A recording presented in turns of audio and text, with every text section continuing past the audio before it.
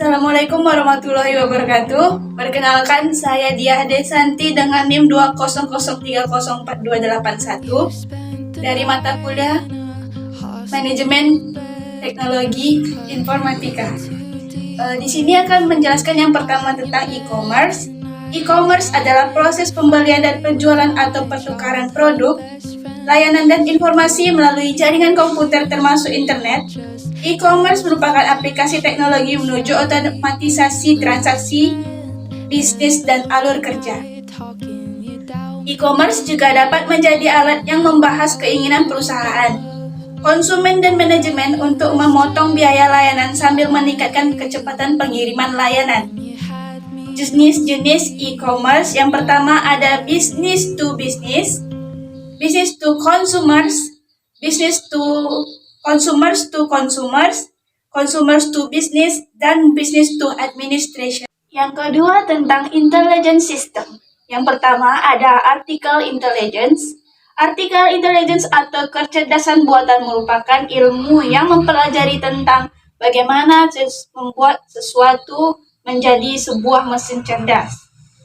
Sistem cerdas adalah mesin dengan komputer tertanam yang terhubung ke internet yang memiliki kapasitas untuk mengumpulkan dan menganalisis data dan berkomunikasi dengan sistem lain. Selanjutnya ada expert system.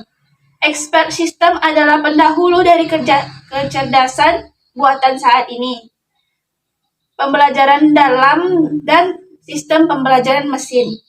Di dalam kecerdasan buatan atau biasa disebut AL, sistem pakar expert system adalah sistem komputer yang mensimulasikan kemampuan pengambilan keputusan seorang ahli. Selanjutnya, expert system adalah contoh sistem berbasis pengetahuan dibagi menjadi dua subsistem. Yang pertama ada mesin inferensi dan berbasis pengetahuan. Basis pengetahuan mewakili fakta dan aturan.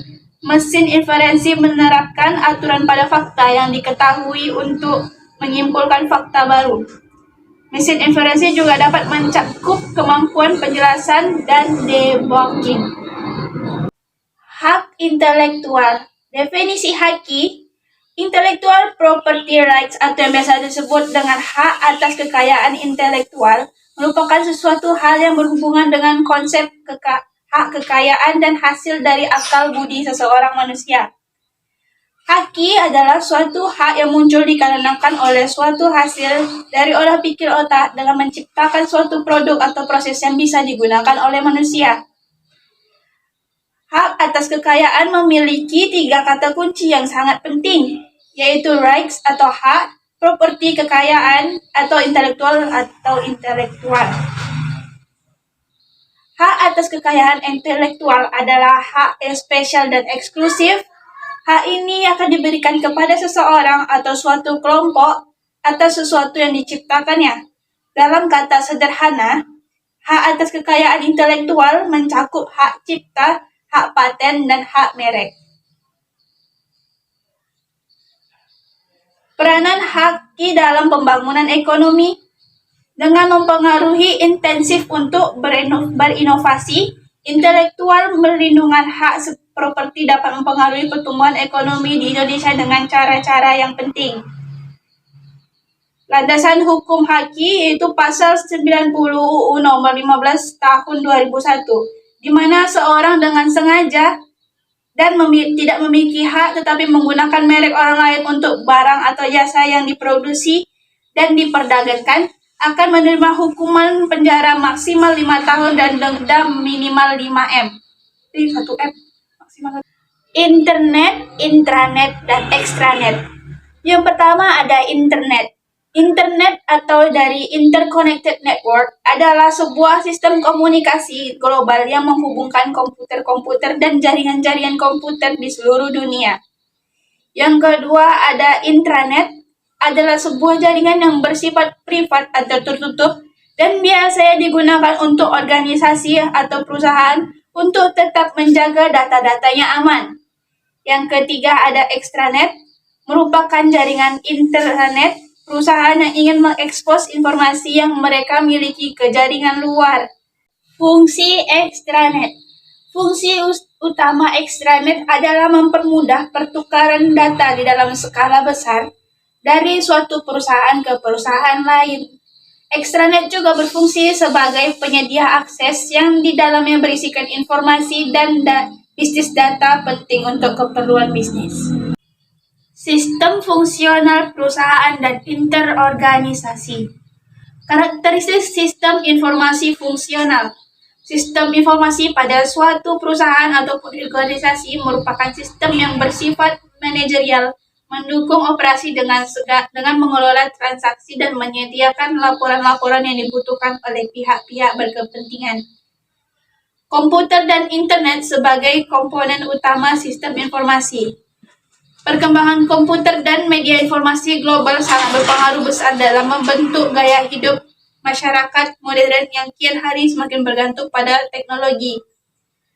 Sistem informasi manajemen atau SIM, perusahaan yang memanfaatkan sumber daya informasi dapat memperoleh keunggulan yang signifikan jika dibandingkan dengan perusahaan yang tidak. Namun demikian, perusahaan multifungsional dapat memenuhi rintangan-rintangan yang signifikan seperti hanya batasan-batasan politik, kendala budaya dan bahasa, masalah teknologi, dan kurangnya dukungan dari pihak manajemen. Sistem pemrosesan transaksi.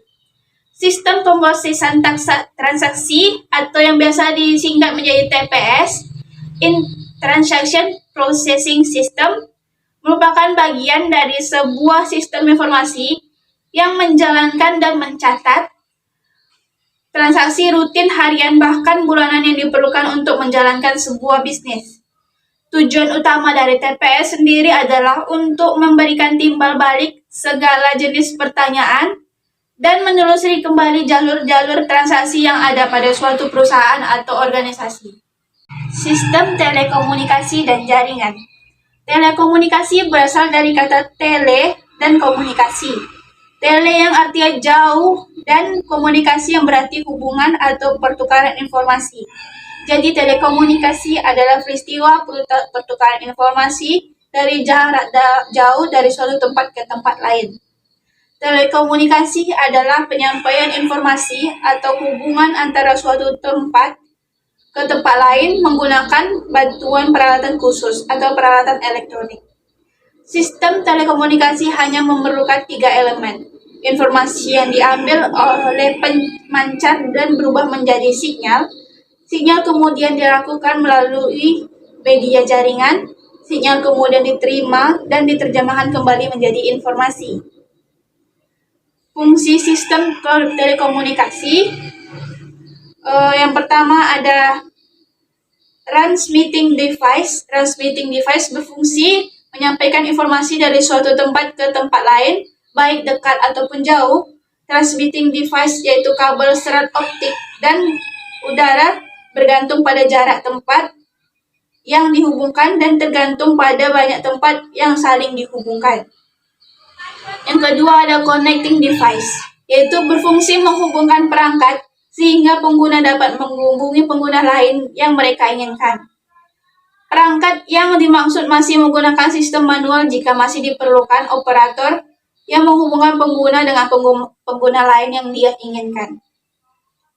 Yang ketiga ada terminal. Terminal adalah perangkat yang mengubah sinyal informasi asli, suara manusia atau lainnya.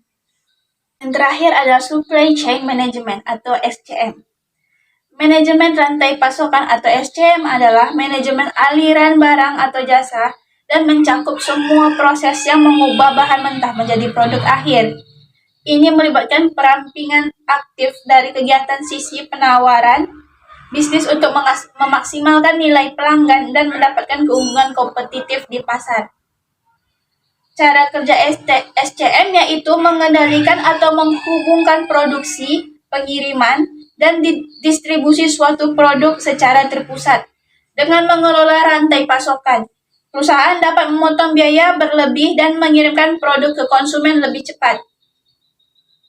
Manajemen rantai pasokan yang baik membuat perusahaan tidak menjadi berita utama dan jauh dari penarikan dan tuntutan hukum yang mahal. SCM yang tepat dapat meningkatkan pendapatan dan mengurangi biaya dan mempengaruhi laba perusahaan.